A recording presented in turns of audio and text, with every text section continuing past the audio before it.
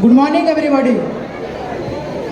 हम अपनी जान के दुश्मन को हम अपनी जान कहते हैं, हम अपनी जान के दुश्मन को हम अपनी जान कहते हैं। मोहब्बत की इसी मिट्टी को हिंदुस्तान कहते हैं, हिंदुस्तान कहते हैं।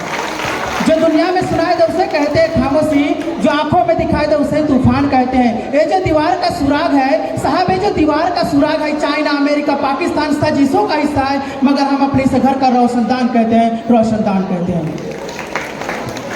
प्रमादनीय प्रधान अध्यापक महोदय, सम्मानित शिक्षकगण और सभा में उपस्थित सभी अतिथिगण, मैं शाहिद आलम और एलिमेंट साइंस का एक छात्र हूँ। मैं 79वां स्वतंत्रता दिवस की आप सबों को हार्दिक शुभकामनाएं देते हुए आज के इस मौके पर देश प्रेम एंड राष्ट्र निर्माण के उपलक्ष्य पर अपना विचार प्रस्तुत करना चाहता हूँ।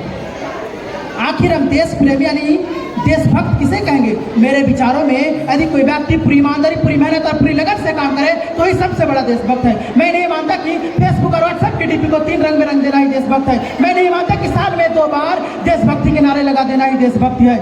असली एक वैचारिक बीमारी हमारे समाज में मुझे नजर आता है। कहा जाता है कि दुनिया के सबसे बड़े लोकतंत्र है जहाँ हिंदू पैदा होते हैं, मुसलमान, सिख, ईसाई पैदा होते हैं, लेकिन बदकिस्मती अब इंसान पैदा नहीं होते। और मेरे विचारों में न हिंदू की जरूरत है न मुसलमान की जरूरत है, राष्ट्र निर्माण के लिए केवल अच्छे इंसान की जरूरत है, केवल अच्छे इंसान की जरूरत है। जरा सोच कर देखिए, ये पेड़ पौधे शाखाएं भी परेशान हो जाए अगर परिंदे भी हिंदू और मुसलमान हो जाए। कोई कहता हिंदू खतरे में है तो कोई कहता मुसलमान खतरे में, कि कोई कहता हिंदू खतरे में है तो कोई कहता मुसलमान खतरे में है। धर्म का चश्मा उतार कर देखिए साहब, पूरा हिंदुस्तान ही खतरे में है, पूरा हिंदुस्तान ही खतरे में है। मैं जानकारी के लिए बता दूं कि महिला सुरक्षा के मामले में आज भी हम 4थे नंबर पर आते हैं। हमने एक ऐसी समाज में जीते जहाँ लोग आज भी भूखे नंगे प्यासे तड़पते सो जाते हैं, लोग भूखे नंगे प्यासे तड़पते सो जाते हैं लोग। मजदूर को मजदूर समझिए, मजबूर नहीं, गरीब को काम दीजिए, दान नहीं। अगर दान देने की इच्छुक है तो जीते जी रक्तदान दीजिए और मरने के बाद अंगदान देकर किसी मरते हुए को जीवन दान दीजिए। यही सच्चा देशभक्त है, यही सच्चा राष्ट्र प्रेम है।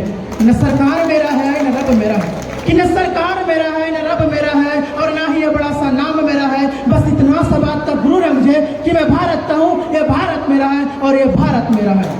क्या बात है, क्या बात है।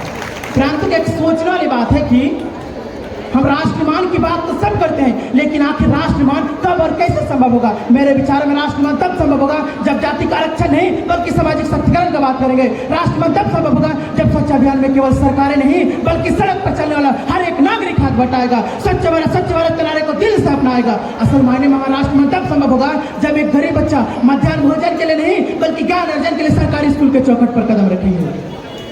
और हमारा राष्ट्र में तब तक संभव नहीं होगा जब तक एक नागरिक नैतिक रूप से पतित, चरित्र रूप से भ्रष्ट, मानसिक रूप से दिवालिया, धार्मिक रूप से अंधा, राजनीतिक रूप से गंदा होकर अखंड भारत को खंड खंड करता रहेगा, तब तक हमारा राष्ट्र निर्माण संभव नहीं होगा। बड़ी बड़ी बातें नहीं, छोटी छोटी कोशिशें करनी होगी, क्योंकि हमें ठोकर पहाड़ों से नहीं छोटे छोटे पत्थरों से लगा करती है।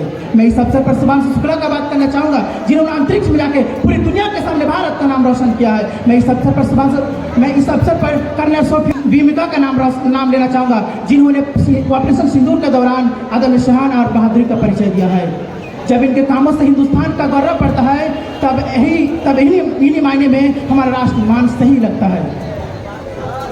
अंत में मैं यही बोलूँगा कि हमारा राष्ट्र निर्माण तब संभव होगा जब हम सब मिलकर प्रयास करेंगे, क्योंकि हमारे देश की जिम्मेदारी नहीं हमें आगे ले जाने की बल्कि हमारी जिम्मेदारी हमारे देश को आगे ले जाने की, हमारे वतन को आगे ले जाने की, हमारे राष्ट्र को आगे ले जाने की। इतनी सी बात इन हवाओं को बताए रखना, रोशनी होगी इन चिरागों को जलाए रखना। इतनी सी बात इन हवाओं को बताए रखना, रोशनी होगी इन चिरागों को जलाए रखना। लहू देकर की है जिसकी हिफाजत हमने, उस तिरंगों को हमेशा दिल में बसाए रखना, उस तिरंगों को हमेशा दिल में बसाए रखना। जय हिंद, जय भारत, वंदे मातरम।